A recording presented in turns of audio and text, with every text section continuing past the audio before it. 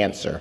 I didn't know what the question was, so I really don't have a good answer for you. I did talk about this a little bit last year about the definitions of polyductal intravenous microfoam and physician compounded foam. And I think what I mostly came to get you to try to understand is that it's more than just that can that you're buying. They're trying to define a procedure, and a procedure that's primarily aimed at axial veins and their immediate tributaries. And at the current form, there's only the one concentration. I know they've talked about others. I'm not sure where that's going. You've probably all seen this slide before. It makes a very nice, dense foam. It has that low nitrogen gas that you're, I'm sure, all aware of by now. They've done several studies, the VANISH studies, which are randomized controlled trials, comparing it to a placebo. And it beats the hell out of the placebo, for sure.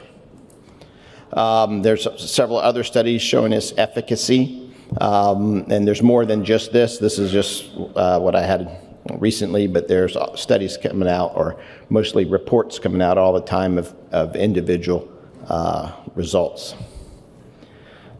The problem now is the physician compound the foam. What are we exactly talking about? There is no real definition. The sclerosant itself is mixed with a gas.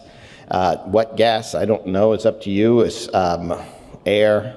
I like CO2, but O2, CO2. You can buy any of those gases and use them. And the ratio, I've heard various ratio methods. Most people seem to stick to a 4-to-1.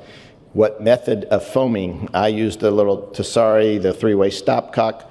I've seen others with the one-way valve, or not valve, but one-way back and forth between 2 syringes. Anyways, and what volume can you use? I mean, Varithena has been approved by the FDA for up to 15 cc's in a session.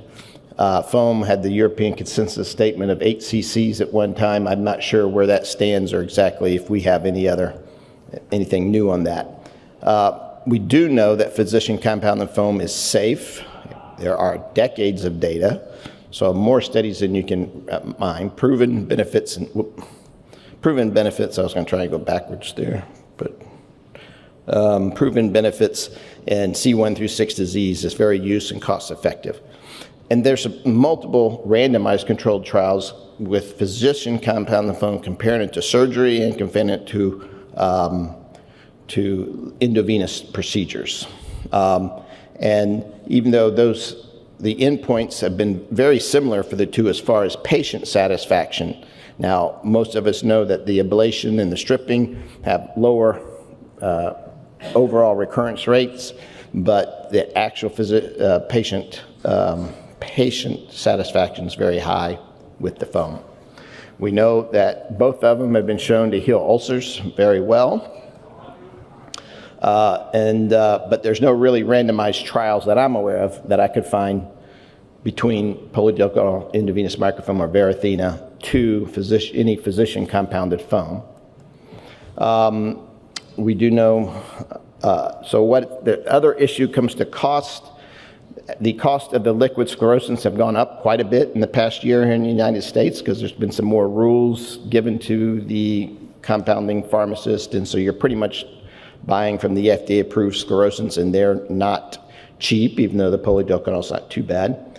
Oh, and I did mention that polyductal microfoam is expensive, and one of the disadvantages to being a solo practitioner is you're going to pay the full price, but if you become an employed physician for one of those big companies, they do get a much better deal. And then your reimbursement's low and going lower, as we've already seen for sclerotherapy, but also for endovenous microfoam.